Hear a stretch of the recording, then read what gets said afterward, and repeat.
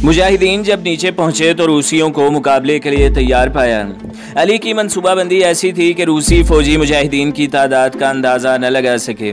मुजाहिदीन के 3 ग्रुप 3 मुख्तलिफ जगहों और सिमतों से रूसियों पर फायरिंग करते हुए और दरख्तों की ओर लेते हुए आगे बढ़ रहे थे। रूसी आहिस्ता आहिस्ता पीछे की तरफ पसपा होने लगे। अली ने अब्दुर्रहमान को मुजाहिदीन के दूसरे ग्रुपों के पास भेजा कि उन्हें जाकर बता दूं कि मैं दुश्मन की पसपाई का रास्ता बंद करने पहाड़ की दूसरी तरफ चक्कर काट कर जा रहा हूँ। तुम दुश्मन पर अपना दबाव मजीद बढ़ा दो। अली और उसके साथियों ने उस रास्ते पर कब्जा कर लिया जिधर से रूसी भाग कर जा सकते थे। पसपा होते हुए रूसी जब इस जगह पहुंचे तो अली ने फायर खोल दिया। ये सूरत हाल देखकर रूसियों ने फौरन हथियार डाल दिए। अली ने उनके हाथ पीछे बांधकर महमूद खान और अब्दुर्रहमान को लड़ाई बंद करने का इशारा दे दिया। सब मुजाहिदीन नीचे पहुंच गए।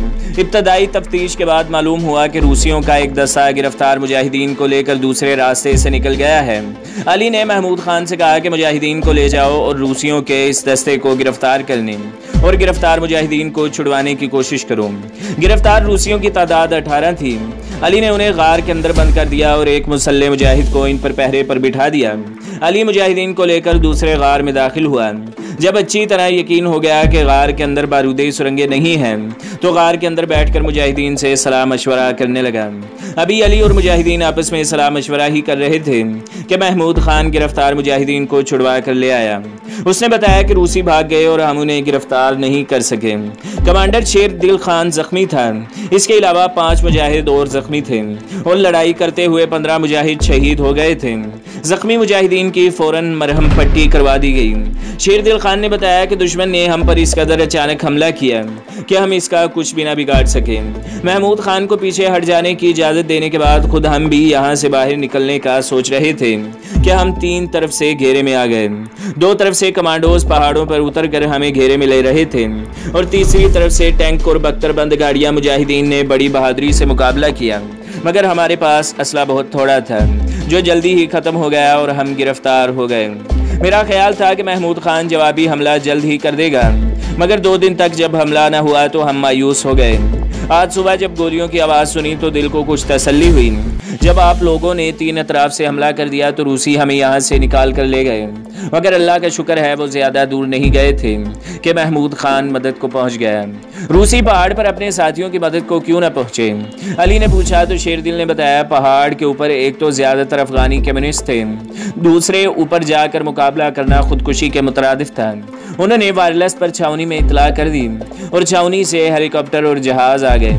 हाँ, अगर उन्हें ये पता होता है कि मुजाहिदीन की तादाद सिर्फ 31 है तो वो ज़रूर मुकाबला करते हैं। शेर दिल खान और अली आपस में बातें कर रहे थे कि एक मुजाहिद ने आकर शेर दिल खान को बताया कि एक रूसी ने मौलाना अब्दुल वदूद की कनपटी पर कलाशनकोफ रखी हुई है। डराने धमकाने के बावजूद कलाशनकोफ परे नहीं कर रहा और आपसे मिलना चाहता है। शेर दिल खान जख्मी होने के बावजूद उठकर बाहर आ गया। अली और महमूद खान भी साथ ही बाहर आ गए। अली ने देखा कि रूसी गुस्से में है। शेर दिल खान को देखते ही उसने मौलाना साहब को इस जोर से ठुड्डा मारा कि मौलाना गिर पड़े। शेर दिल खान ने गुस्से से रूसी से कहा कि कलाशनकोफ फेंक दो। रूसी ने कलाशनकोफ फेंक दी, मगर मौलाना को गिरबान से पकड़कर शेर दिल खान के पास ले आया। वो कुछ बोला भी, मगर किसी की समझ में न आया। मुजाहिदीन इसे दोनों बाजुओं से पकड़कर परे ले गए। वो दूर जाकर भी सख्त गुस्से में बातें करता रहा, मगर इसकी बातें किसी की समझ में नहीं आ रही थी। मौलाना ने उठकर शेर दिल खान से कहा, कमांडर साहब इसे जल्दी गोली मार दो, वरना ये आपको और मुझे भी कत्ल कर देगा। ये कहता है कि मुसलमानों को रूसियों के खिलाफ मैंने भड़काया है और इसके साथ ही मैंने मरवाए हैं। ये इस्लाम और नाउज़ बिल्लाह खुदा को भी गालियाँ देता है। रूसी ने शायद मौलाना की बातें समझ ली थी, इसलिए वो सख्त गुस्से में बोलने लगा और ऐसे महसूस हुआ कि वो वाकई मौलाना को कत्ल की धमकी दे रहा है। लेकिन रूसी ज़ुबान यहाँ कोई नहीं जानता था, इसलिए इसकी बातें कोई भी ना समझ पाया। मौलाना साहब एक दफ़ा फिर बोले, कमांडर साहब सुना आपने, ये मुझे कत्ल करने की धमकी दे रहा है, खुदा के लिए इसे फ़ौरन गोली से उड़ा दो। महमूद खान ने भी मौलाना की बात की तायद की। दूसरे मुजाहिदीन भी रूसी को गोली मारने के हक में नारे लगा रहे थे। शेर दिल खान ने मुजाहिदीन की बात मानकर कहा कि इसे गोली मार दो। मुजाहिदीन ने अपनी कलाशनकोफें सीधी कर ली। इससे पहले कि वो गोली चलाते अली ने शेर दिल खान से कहा, इस्लाम अदल व इंसाफ का तकाजा करता है कि रूसी को सफाई का मौका दिया जाए। दूसरा, आपने गौर नहीं किया कि रूसी अगर मौलाना साहब को कत्ल करना चाहता तो इसे यहाँ क्यों पकड़ कर लाता? फिर कलाशनकोफ इसके हाथ में थी। वो आपको भी कत्ल कर सकता था, लेकिन उसने आपके हुक्म पर क्लाशनकोफ नीचे फेंक दी। उसका मतलब है बात कुछ और है। अली ने जो ही बात खत्म की, मौलाना फौरन बोल पड़े, कमांडर साहब, इसकी अली की तरफ इशारा करते हुए, बात मत मानिए। मुझे तो ये भी रूसियों का साथी नजर आता है। क्या कभी रूसियों ने मुजाहिदीन को सफाई का मौका दिया है? रूसी जालिम और काफिर हैं और काफिरों का कत्ल वाजिब है। शेरदिल खान मौलाना की बात पर मुस्कुराया और मुजाहिदीन से कहा कि क्लाशनकोफे परे कर लो। फिर अली से कहा, अली तुम्हारी बातें काबिल गौर है, मगर रूसी जुबान यहाँ कोई नहीं जानता, हमें कैसे पता चलेगा कि मामला क्या है? इससे पहले अली को जवाब देता मौलाना बोल पड़े, कमांडर साहब, आप जहरीले सांप को जिंदा छोड़ रहे हैं। मैं आलिम हूँ और मैं इस बच्चे अली से इस्लाम को ज्यादा समझता हूँ।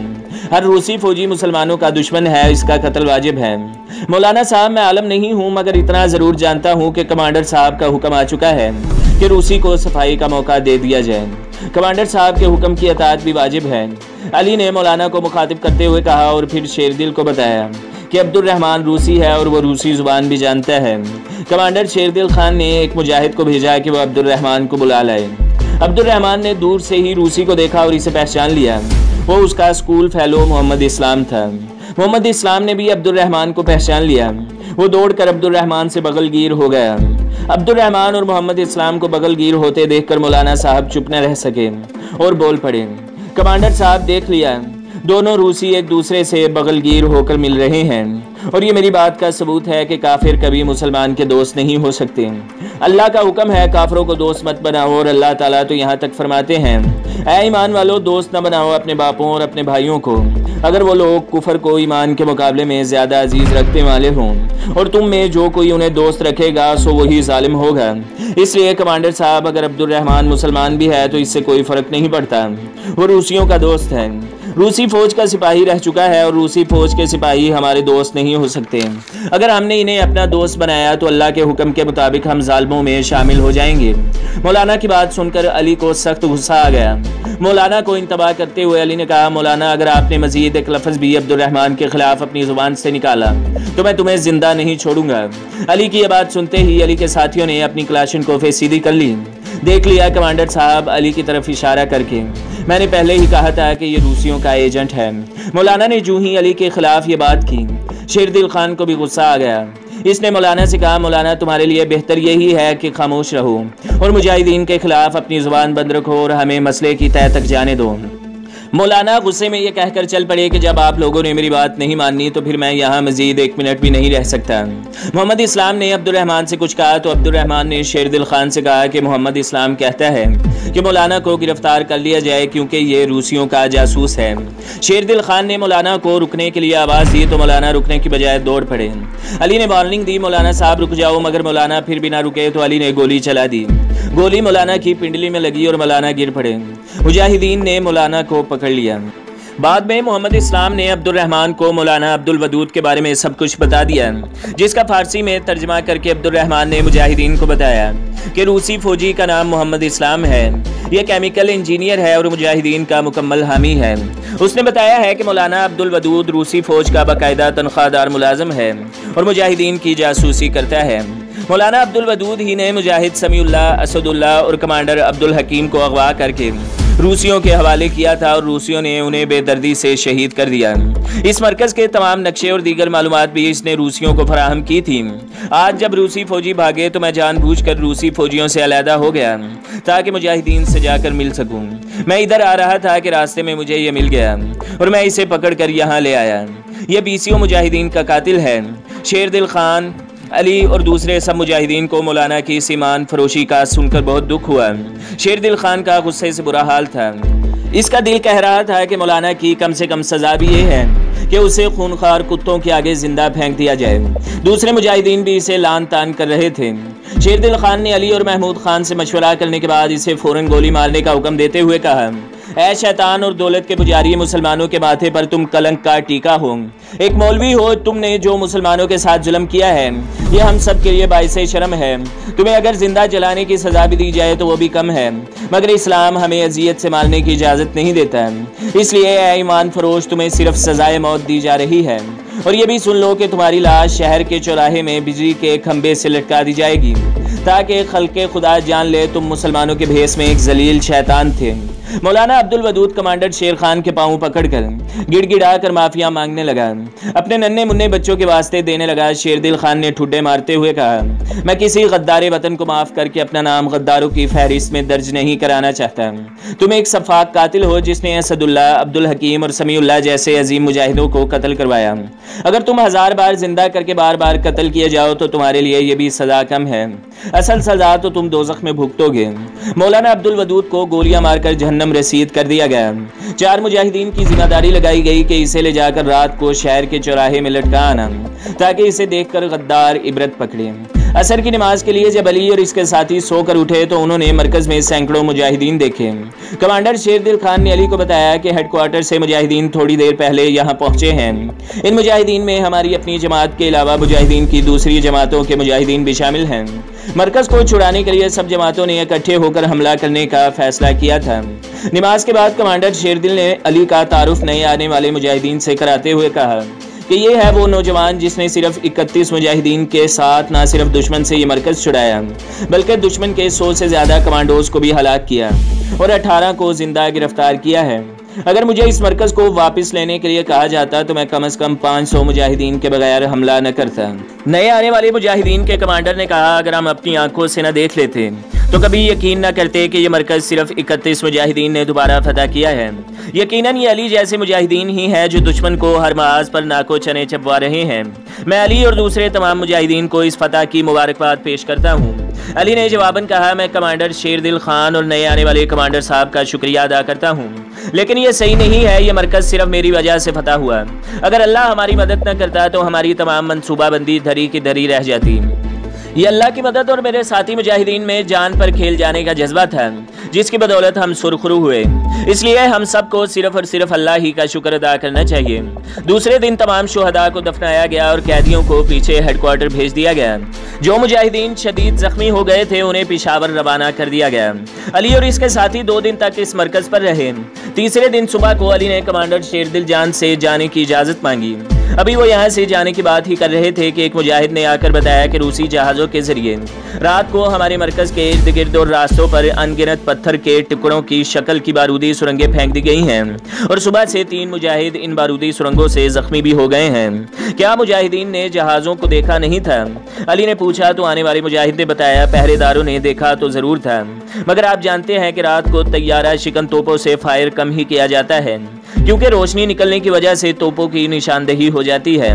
जब तक दुश्मन बमबारी न करे तोपें अमूमन खामोश ही रहती हैं। मुजाहिदीन ने मजीद बताया कि यह अमरेला माइंस यानी छतरी वाली बारूदी सुरंगें हैं जो जहाज से गिराई जाएं तो जमीन पर फटे बगैर गिरती हैं। बारूदी सुरंगों का सुनकर कमांडर शेरदिल खान ने अली से कहा कि अब कुछ देर के लिए अपनी रवानगी मुलतवी कर दें। जो ही आपका रास्ता साफ हुआ आपको मुतला कर दिया जाएगा। अली, शेरदिल खान, अब्दुल रहमान, मोहम्मद इस्लाम और महमूद खान और नए आने वाले कमांडर्स ने इर्द गिर्द के तमाम पहाड़ों और रास्तों का जायजा लिया। हर तरफ अनगिनत बारूदी सुरंगें बिखरी पड़ी थीं। पूरे इलाके को इन बारूदी सुरंगों से साफ करना बहुत मुश्किल था, खास तौर पर इसलिए कि बाज़ बारूदी सुरंगें बिल्कुल पत्थर के टुकड़ों की तरह थीं और पत्थरों के दरमियान पड़ी थीं। ये सूरत हाल देखकर अली ने कहा, इतनी बड़ी तादाद में बारूदी सुरंगें फेंकने का मतलब तो यही है कि दुश्मन हमारी नकलो हमल महदूद करना चाहता है और हमारी छापामार जंग का इन्हसार तेज नकलो हरकत पर है। हमें इन्हें साफ करते हफ्तों लग जाएंगे और फिर कई बारूदी सुरंगें रह जाएंगी। इस दौरान में अगर दुश्मन कोई बड़ा हमला कर दे तो हम मरकज के अंदर महसूर होकर रह जाएंगे। दुश्मन के पास टैंक और बख्तरबंद गाड़ियां हैं जिनका ये छोटी छोटी सुरंगें कुछ नहीं बिगाड़ सकती। टैंकों और गाड़ियों के लिए बारूदी सुरंगें और किस्म की होती हैं। इस तरह मरकज के अंदर भी हमारी मौत होगी और बाहर भी मौत। हम कोशिश करते हैं कि सबसे पहले रास्तों को साफ करें, कमांडर शेरदिल खान ने कहा। बारूदी सुरंगों से सारे मुजाहिदीन बड़े परेशान थे। उन्हें एक एक कदम सोच कर और देख देख कर रखना पड़ रहा था। पहाड़ के ऊपर दोपहर तक मजीद 4 मुजाहिदीन जख्मी हो चुके थे। नमाज़े ज़ोहर पढ़कर मुजाहिदीन फारिग हुए तो अली ने तजवीज़ पेश की कि इन बारूदी सुरंगों से निजात के लिए अल्लाह से दुआ मांगे जो हर चीज़ पर कादिर है और मुश्किल में फंसे हुए इंसान के लिए जब तमाम दुनियावी रास्ते बंद हो जाएं तो अल्लाह ताला की मदद का रास्ता फिर भी खुला रहता है और जब इंसान उससे मदद मांगता है तो वह ऐसे तरीकों से मदद करता है कि इंसान हैरान रह जाता है। अली की दरख्वास्त पर सब मुजाहिदीन ने अल्लाह ताला से दुआ मांगी। नमाज असर के बाद दोबारा दुआ मांगी गई। नमाज मगरिब और इशा के बाद भी दुआ को दोहराया गया। रात का वक्त था और मुजाहिदीन गहरी नींद सो रहे थे। शुमाल की जानिब से स्याह घटाएं उठी और पूरे आसमान पर छा गईं। देखते ही देखते एक तूफान ने पूरे इलाके को अपनी लपेट में ले लिया था। हवा इस कदर तेज थी कि कई दरख्त जड़ों से उखड़ गए। खैमों में सोए हुए मुजाहिदीन को गारों में पनाह लेनी पड़ी। बिजली की कड़क से कानों के पर्दे फटे जा रहे थे। गारों के अंदर सोए हुए मुजाहिदीन भी जाग उठे थे। तूफान इस कदर खौफनाक था कि मुजाहिदीन घबरा कर कलमा तैयबा का विर्द करने लगे। आंधी की रफ्तार कुछ कम हुई तो जबरदस्त ज़ाला बारिश शुरू हो गई। पाओ पाओ के ओले पड़ रहे थे। जब वो जमीन पर पड़ते तो ऐसे महसूस होता है जैसे छोटे छोटे बम फट रहे हैं। ज़ाला बारी, आंधी और बारिश का शोर इस कदर ज्यादा था कि कानों पड़ी आवाज भी सुनाई नहीं दे रही थी। मुजाहिदीन ने आज तक ऐसा तूफान अफगानिस्तान में नहीं देखा था। जब बिजली कड़कती तो गार में बैठे हुए मुजाहिदीन को भी ऐसा महसूस होता था जैसे ये बिजली उनके ऊपर गिरी हो। 2 घंटे बाद तूफान थमा तो मुजाहिदीन दोबारा सो गए। सुबह जब मुजाहिदीन सोकर उठे तो उन्होंने देखा कि 20 दरख्त जड़ों से उखड़ चुके हैं। खैमे उड़कर दूर दरख्तों में फंसे हुए थे और कई तैयारा शिकन तोपें भी उल्टी पड़ी थी। सुबह की नमाज के बाद सब मुजाहिदीन की जुबान पर रात का तूफान था। हर कोई अपने अपने अंदाज से तबसरा कर रहा था। अब्दुल रहमान ने कहा कि मुझे तो ऐसा महसूस हो रहा है कि इस तूफान से चंद मिनटों बाद ये पहाड़ भी उड़ जाएगा। एक दूसरे मुजाहिद ने कहा कि जब बिजली कड़कती तो मुझे ऐसा लगता है कि जैसे मुझ पर गिरी है। अभी यही बातें हो रही थी कि पहाड़ के ऊपर से 2 मुजाहिद आए। उन्होंने आते ही मुजाहिदीन को मुबारकबाद दी तो मुजाहिदीन ने हैरत से पूछा कि मुबारकबाद किस बात की। ऊपर से आने वाले मुजाहिदीन ने वजाहत करते हुए बताया कि रात के तूफान से हमारा नुकसान तो जरूर हुआ है, लेकिन ओलों से तमाम बारूदी सुरंगें फट गईं और अगर कोई ओलों से बच गई तो वो पानी के तेज रेले में बह गईं। अब अली और कमांडर शेरदिल खान की समझ में बात आई। कमांडर शेरदिल खान ने कहा, अली तुमने सही कहा था कि अल्लाह ताला ऐसे तरीकों से मदद करता है कि इंसान हैरान रह जाता है। अभी थोड़ी देर पहले तक हम इस तूफान को अजाब समझ रहे थे और अब रहमते खुदाबंदी। हम कई हफ्तों तक पहाड़ों को इन बारूदी सुरंगों से साफ नहीं कर सकते थे, मगर अल्लाह ताला ने यह सिर्फ 2 घंटों में सारा काम कर दिया। और कल नमाजों के बाद जो दुआ मांगी अल्लाह ने कितनी जल्दी कबूल की। अल्लाह की इस मदद पर सारे मुजाहिदीन ने बाजमात शुक्राने के तौर पर 2 नफल अदा किए। दूसरे दिन अली और इसके साथी अपनी मंजिल की तरफ चलने की तैयारी करने लगे। मोहम्मद इस्लाम भी इनके साथ था। कमांडर शेरदिल खान ने अली से गले मिलते हुए कहा कि मुझे यकीन है तुम जहां जाओगे दुश्मन के खिलाफ कामयाबी तुम्हारे कदम चूमेगी। हम सब तुम्हारी कामयाबी के लिए दुआगो हैं। सब मुजाहिदीन ने अल्लाह अकबर के पुरजोश नारे लगाकर अली और इसके साथियों को रुखसत किया। 2 हफ्ते बाद अली और इसका साथी अपने मरकज़ पहुंचे। ये मरकज़ भी एक वसी और अरीज़ पहाड़ी वादी में वाक़ था। पहाड़ ज़्यादा ऊंचे नहीं थे। पहाड़ के दूसरी तरफ मैदानी इलाका शुरू हो जाता था। मैदानी इलाका भी बिल्कुल चटियल मैदान नहीं था, बल्कि कहीं कहीं पहाड़ी नुमा टीले और बरसाती नाले थे। तहसीली हेडक्वार्टर इस मरकज़ से सिर्फ 15 मील के फासले पर था, जबकि सूबाई दारुल हुकूमत 30 मील दूर था। यह मरकज़ ऐसी जगह वाक़ था जहाँ 3 सूबों की सरहदें आपस में मिलती थीं। इस लिहाज से यह इंतहाई अहम जगह पर वाक़ था। पहाड़ सरसब्ज़ थे और उन पर घने जंगलात थे। कहीं कहीं नेपाम बमों से दरख्त जल भी गए थे। वादी में कई जगह मुजाहिदीन ने फलदार दरख्त भी लगाए हुए थे। यहाँ 400 से ज्यादा मुजाहिदीन रहते थे। ज्यादातर रिहाइश गाहें खैमों पर मुश्तमिल थीं, जो दरख्तों के घने झुंडों में लगाए गए थे। कुछ रिहाइश गाहें पत्थर और मिट्टी से तैयार किए गए मकानों की सूरत में भी थीं। अली ने थोड़ी देर आराम करने के बाद पूरे मरकज का जायजा लिया। दूसरे दिन अब्दुल रहमान, मोहम्मद इस्लाम, दरवेश खान, फारूक, इंजीनियर अब्दुल्ला और मरकज में पहले से मौजूद कमांडर अहमद गिल और 4 दीगर तजर्बाकार मुजाहिदीन का इजलास बुलाया। इजलास में यह तय हुआ कि पहले अली पूरे सूबे का दौरा करें।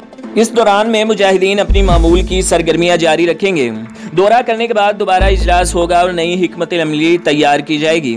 अली ने 1 माह में सूबे का दौरा मुकम्मल कर लिया। इस दौरे में अली ने अपनी जमात के 20 मराकज़ के अलावा दूसरी जमातों के 12 मराकज़ भी देखे। इन मराकज़ के अलावा सूबाई दारुल हुकूमत समेत 10 बड़े बड़े शहरों और कस्बों का दौरा भी किया।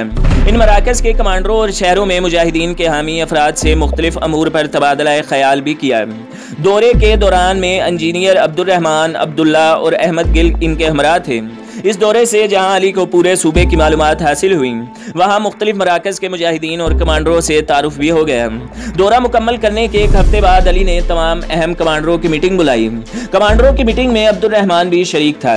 उसने तजवीज़ पेश करते हुए कहा, मैंने चीनियों की जंग आज़ादी के बारे में पढ़ा है, जैसी सूरत हमें इन मैदानी सूबों में दरपेश है, इन्हें भी कई जगह ऐसी ही सूरत हाल से दो चार होना पड़ा था। चीनियों ने ऐसे इलाकों में दुश्मन की फौज का मुकाबला करने के लिए जमीन दोस्त भूल भुलैयों का वसी और अरीज जाल फैला दिया। जमीन दोस्त भूल भुलैया इतनी पेचीदा होती कि जो कोई भी इनके अंदर दाखिल हो जाता है इसे फिर आसमान देखना नसीब ना होता और वह भूल भुलैयों के अंदर ही बाहर निकलने का रास्ता ढूंढते ढूंढते मर जाता है। सिर्फ चंद चीनी हुर्रियत पसंद इन भूल भुलैयों से बाहर निकलने के रास्ते से वाकिफ थे। वो दुश्मन को अपने पीछे लगा लेते और भूल भुलैयों में दाखिल हो जाते। दुश्मन के फौजी भी इनका पीछा करते हुए भूल भुलैयों में दाखिल हो जाते। भूल भुलैयों में दाखिल होने के बाद दुश्मन के फौजी वापसी का रास्ता भूल जाते। यही तरीका अगर हम यहाँ आजमाएं तो दुश्मन को खासी परेशानी में डाल सकते हैं। अब्दुर्रहमान की इस तजवीज़ पर खासी बहस हुई और इसे मंजूर कर लिया गया। इसके अलावा पूरे सूबे को 8 जोनों में तकसीम कर दिया गया। हर जोन का एक इंचार्ज बनाया गया जिसे अमीर का खिताब दिया गया। हर जोन में मुजाहिदीन के तमाम मराकज़ और कमांडर अमीर के मातहत कर दिए गए। इजलास की कार्रवाई को समेटते हुए अली ने कमांडरों से कहा, जो मराकज़ पहाड़ियों या पहाड़ी इलाकों में हैं वहाँ मुजाहिदीन की रिहाइश और असले को स्टोर करने के लिए पहाड़ों के अंदर बड़े बड़े गार खोदे जाएं ताकि दुश्मन के तैयारों की बमबारी से कम नुकसान हो। ये गार खोदते वक्त एक बात का ख्याल रखना कि सारे गार पिछली तरफ से आपस में मिले हुए हों ताकि अगर किसी एक गार का मुंह बंद हो जाए तो मुजाहिदीन पिछले रास्ते से होते हुए दूसरे गार से बाहर निकल जाएं। दौरे के दौरान में मैंने महसूस किया है कि दुश्मन के मुकाबले में मुजाहिदीन की तादाद बहुत कम है। आप लोग मुजाहिदीन की तादाद बढ़ाने की कोशिश करें। इस सिलसिले में मैं भी मुख्तलिफ देहात, कस्बों और शहरों का दौरा करूंगा और ज़्यादा से ज़्यादा लोगों को जिहाद में शमूलियत की दावत दूंगा। एक इंतहाई अहम बात यह है कि दुश्मन की फ़ौज और शहरों में जासूसी के निज़ाम को मज़ीद बेहतर बनाया जाए। इसके लिए तमाम मराकज़ के कमांडर्स और जोनों के उमरा अपने अपने इलाकों में वाक़ छावनियों, थानों और शहरों में मुजाहिदों के हामी अफराद की फहरिस्त फ़ौरन मुझे रवाना कर दें ताकि दौरे के दौरान में मैं इन लोगों से मुलाकात कर सकूं और उन्हें समझा दूं कि उन्हें कौन कौन से काम करने हैं और किस तरह करने हैं। आखिरी बात यह कहना चाहता हूं कि हमारी मनसूबाबंदी ख्वाह कितनी ही बेहतर क्यों ना हो, जब तक मुजाहिदीन के अंदर अताते नज़म यानी कमांडर का हुक्म मानने का जज्बा ना हो उस वक़्त तक सारी की सारी मनसूबाबंदी धरी की धरी रह जाएगी। अताते नज़म के लिए ज़रूरी है कि आप लोग मुजाहिदीन की फ़ौजी तरबियत के साथ साथ दीनी तरबियत भी करें। आप जानते हैं कि अफगानिस्तान में तालीम ना होने के बराबर है, इसलिए आप लोगों की जिम्मेदारी है कि मुजाहिदीन को जिहाद और शहादत की फजीलत से भी आगाह करें। इस सिलसिले में रोज़ाना सुबह की नमाज के बाद दरसे कुरान मजीद और मगरिब की नमाज के बाद दरसे हदीस का एहतमाम करें। सबसे बढ़कर हर वक्त बिलखसूस हर नमाज के बाद अल्लाह से फतह और नुसरत की दुआ ज़रूर करें, क्योंकि अल्लाह की मदद के बगैर हम तन्हा इतने बड़े दुश्मन का मुकाबला नहीं कर सकते। अली ने अपने मरकज़ में गारे खुदवाने का काम शुरू कर दिया। गारों की खुदाई के सिलसिले में गिरफ्तार कैदियों से अली ने मुआहिदा किया कि वो इतने गार खोदें तो हम उनको रिहा कर देंगे। गारों की खुदाई के साथ साथ मुजाहिदीन की एक बहुत बड़ी तादाद को बड़ी सड़क के इर्द गिर्द मुख्तलिफ जगहों पर ज़मीन दोस्त सुरंगें यानी भूल भुलैया खोदने पर लगा दिया गया। भूल भुलैया खोदने की निगरानी का काम अब्दुर्रहमान के सुपुर्द किया गया। सुरंगें यानी भूल भुलैया खासी गहराई में खोदी जा रही थीं ताकि एक तो खेत में फसल की काश्त मुतासिर न हो और दूसरे अगर बमबारी हो तो भूल भुलैयों को कोई नुकसान न पहुंचे। मरकज़ में अली ने एक खूबसूरत मस्जिद भी बनवाई। इससे पहले मुजाहिदीन खुले मैदान में नमाज पढ़ते थे। मस्जिद की 4 दीवारी पत्थर और मिट्टी से बनाई गई और छत लकड़ी के 8 सतूनों पर शह तीर डाल कर रखी गई। मस्जिद सादा होने के साथ साथ बहुत खूबसूरत थी। मिंबर भी लकड़ी का बनाया गया और डॉट रॉकेट के 2 खोलों को जोड़कर बनाई गई। मस्जिद के इर्द गिर्द दरख्तों के झुंड थे जिसकी वजह से मुख्तलिफ गर्मियों में भी ठंडी रहती थी। गारों और भूल भुलैयों की खुदाई का काम जारी था कि अली ने अब्दुर्रहमान के साथ मिलकर देहात और कस्बों में लोगों को जिहाद की दावत देने का प्रोग्राम बनाया ताकि मुजाहिदीन की तादाद में इजाफा किया जा सके। इंजीनियर अब्दुल्ला को अब्दुर्रहमान की गैर मौजूदगी में भूल भुलैयों की खुदाई की निगरानी का काम सौंप कर और दरवेश खान को मरकज़ का कायम मकाम कमांडर बनाकर अली और अब्दुर्रहमान दौरे पर रवाना हो गए। वो रोज़ाना 10 से 12 देहात में जाते और आवाम के इज्तिमात से खिताब करते। अली की पुरजोश तकरीरें सुनकर नौजवानों में जिहाद का जज्बा मचलने लगता है और अब्दुर्रहमान जब रूसियों के मजालिम की दास्तानें अवाम के सामने रखता तो औरतें, बूढ़े और बच्चे रोने लगते हैं और नौजवानों के सीनों में रूसियों से इंतकाम के शोले भड़कने लगते हैं। अली और अब्दुर्रहमान की तकरीरों के बाद हर गाँव और कस्बा आज़ादी का एक ही हल अल जिहाद के नारों से गूंज उठा। 9 साल के बच्चे से लेकर 80 साल के बूढ़े भी जिहाद में हिस्सा लेने के लिए इसरार के लिए अपना नाम लिखवाने लगे। अक्सर देहातों में नौजवान लड़कियों और औरतों ने मुजाहिदीन की माली इमदाद के लिए अपने जेवरात उतार कर अली के हवाले कर दिए। अली हर गांव और कस्बे में किसी साबिक फौजी या किसी दूसरे पढ़े लिखे आदमी को इस गांव कस्बे का अमीर मुकर्रर करता और उसे हिदायत देने के बाद अगले गांव रवाना हो जाता। हर गांव और कस्बे में हर बच्चा, नौजवान और बूढ़ा मुजाहिदीन में शामिल होने पर इसरार करता, तो अली उन्हें समझाता कि अगर सब लोग जिहाद में शामिल हो गए तो फिर खेतों में काम कौन करेगा, औरतों और बच्चों की कफालत कौन करेगा। इसलिए हर घर से सिर्फ एक फर्द जिहाद में शरीक हो और बाकी दूसरे काम करें, ताकि बाल बच्चों का खर्च भी चलता रहे और जिहाद भी जारी रहे।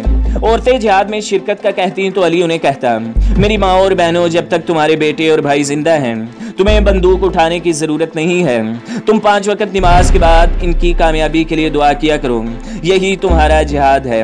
अब्दुल रहमान को पहली मरतबा अफगान अवाम को यूं करीब से देखने का मौका मिला। वो अफगानों में इस कदर जज्बा जिहाद देखकर अली से कहने लगा, जिस कौम का हर बूढ़ा, बच्चा, जवान और औरत जिहाद के लिए यूं बेकरार हो, उस कौम को रूस तो क्या पूरी दुनिया मिलकर भी शिकस्त नहीं दे सकती।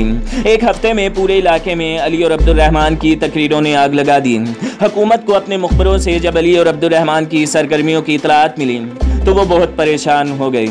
इनकी गिरफ्तारी के लिए फौजी दस्ते फौरन रवाना हो गए, लेकिन अली और अब्दुल रहमान तूफान की तरह एक गांव से दूसरे गांव पहुंच रहे थे। जब फौजी दस्ते एक गांव में पहुंचते तो पता चलता कि अली और अब्दुल रहमान यहां से दूसरे गांव जा चुके हैं। फौजी दस्ते अली और अब्दुल रहमान को तो गिरफ्तार न कर सके, मगर उन्होंने लोगों पर जुल्म करना शुरू कर दिया। अवाम ने हर किस्म का जुल्म बर्दाश्त कर लिया, लेकिन अली को गिरफ्तार कराने के सिलसिले में हुकूमत से ताउन करने से इनकार कर दिया। जब अली को इल्म हुआ कि फौजी दस्ते लोगों पर जुल्म कर रहे हैं तो वो अपना दौरा ख़त्म करके वापस आ गया। 10 दिनों के अंदर अली ने 100 से ज़्यादा देहात और कस्बों का दौरा मुकम्मल कर लिया था और हज़ारों अफराद ने जिहाद में शिरकत के लिए अपने नाम लिखवा दिए थे।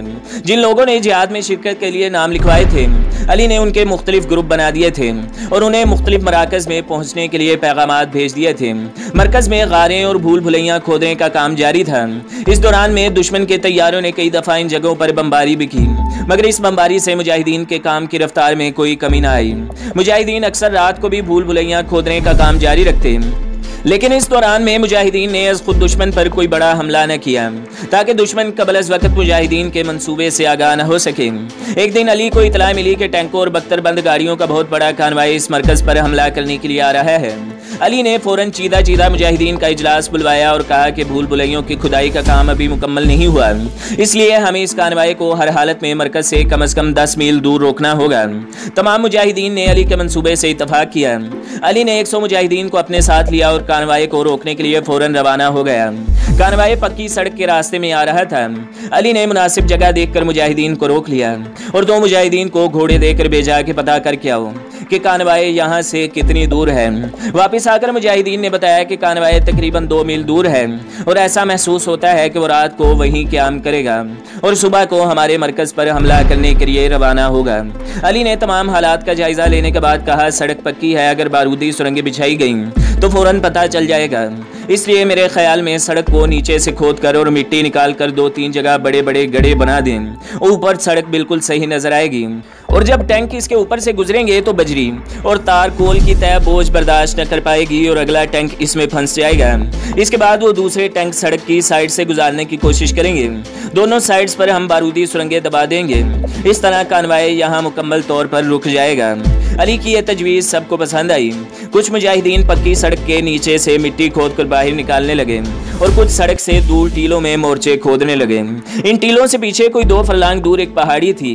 वहाँ अली ने रॉकेटों और मिसाइलों का दस्ता तय्युन कर दिया और 10 मुजाहिदीन का एक दस्ता आगे भेज दिया। इन मुजाहिदीन से कहा गया कि वो आगे जाकर मोर्चे खोद दें। जब कानवाई गुजर कर आगे आ जाए तो सड़क पर बारूदी सुरंगें बिछा दें। कानवाई वापस मुड़ने लगे तो इन पर हमला कर दें। आधी रात तक सारा काम मुकम्मल हो चुका था। अली ने चंद मुजाहिदीन के पहरे पर ड्यूटी लगाई और बाकी को आराम करने के लिए कह दिया। तो दोस्तों, अगली किस्त देखने के लिए हमारे चैनल को सब्सक्राइब करें, वीडियो को लाइक करें और बेल के आइकन को भी दबा दें ताकि हर जो आने वाली वीडियो है वो आपको सबसे पहले मिलती रहे।